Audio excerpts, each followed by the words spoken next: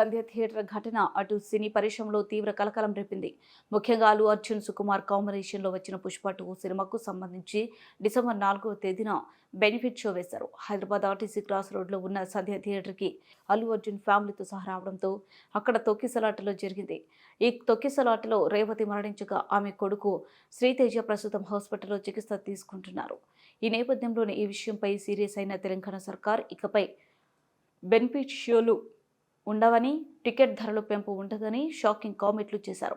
దీంతో సినీ సెలబ్రిటీలు, దర్శకులు, నిర్మాతలు సైతం ఆశ్చర్యానికి వ్యక్తం చేశారు. ఈ నేపథ్యంలోనే తెలుగు సినిమా ఇండస్ట్రీ సమస్యను వివరించేందుకు టాలీవుడ్ తరపున కొందరు సినీ పెద్దలు గురువారం సీఎం రేవంత్ రెడ్డితో భేటీ అయిన విషయం తెలిసిందే. ఈ భేటీలో సీఎం రేవంత్ రెడ్డి ఇండస్ట్రీకి కొన్ని ప్రతిపాదనలు చేయగా, ఇండస్ట్రీ తరపున సినీ పెద్దలు కూడా సీఎం ముందు కొన్ని ప్రతిపాదనలు ఇచ్చారు.